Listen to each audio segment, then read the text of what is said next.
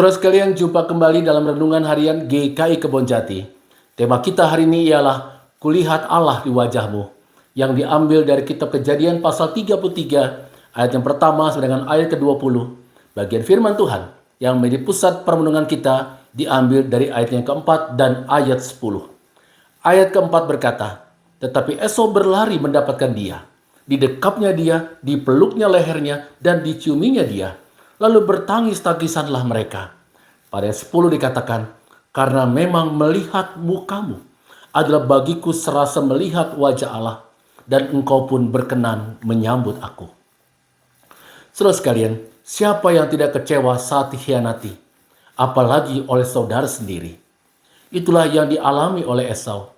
Esau begitu marah setelah ia tahu ia ditipu oleh Yakub adiknya, sehingga ia kehilangan berkat yang seharusnya ia terima sebagai anak sulung. Tentu sulit bagi Esau sekalian melupakan begitu saja peristiwa yang pahit itu. Tetapi tampaknya Esau belajar memahami kesalahannya. Ia belajar bahwa menyimpan dendam dan kebencian justru akan memberikan dampak yang buruk bagi kehidupannya. Lalu Esau pun belajar bagaimana mengampuni Yakub.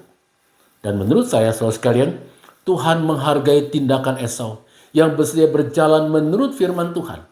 Esau dan Yakub mengalami namanya proses rekonsiliasi atau perdamaian di antara mereka. Pemulihan kembali relasi antar mereka. Alkitab mencatat bagaimana kedua saudara ini akhirnya melakukan rekonsiliasi. Sungguh senang mendengar pengakuan Yakub dalam teks bacaan kita bahwa ketika ia memandang wajah Esau, Yakub seperti sedang memandang wajah Allah, yaitu wajah yang bersedia memaafkan, wajah yang bersedia berdamai dengannya, wajah yang bersedia memulihkan relasi. Saudara sekalian, sebagai manusia tentunya kita juga pernah menyakiti dan disakiti oleh orang lain. Kita melakukan kesalahan yang sangat mengecewakan kepada orang lain. Kita juga mungkin pernah ditipu dan dikhianati, bahkan oleh orang yang terdekat dengan kita, saudara kita. Ada perasaan marah dalam diri kita, bahkan dendam dalam diri kita.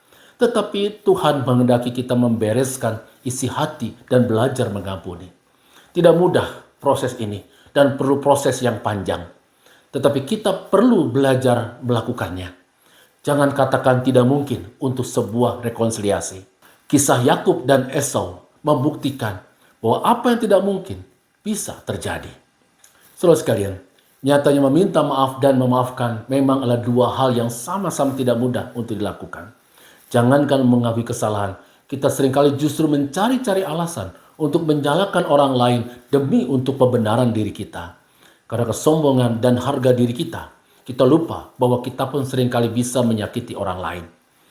Hidup saling memaafkan butuh kerendahan hati untuk mengakui kesalahan dan butuh kebesaran hati untuk dapat memaafkan orang yang bersalah kepada kita. Tuhan Yesus mengajar kepada kita dalam doa Bapa kami.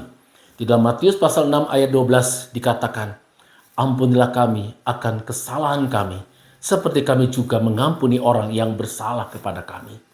Karena itu saudara sekalian, biarlah kita, saya dan saudara dengan penuh kesadaran menjadikan kebiasaan meminta maaf dan memaafkan sebagai bagian dalam kehidupan beriman kita, khususnya di tengah keluarga.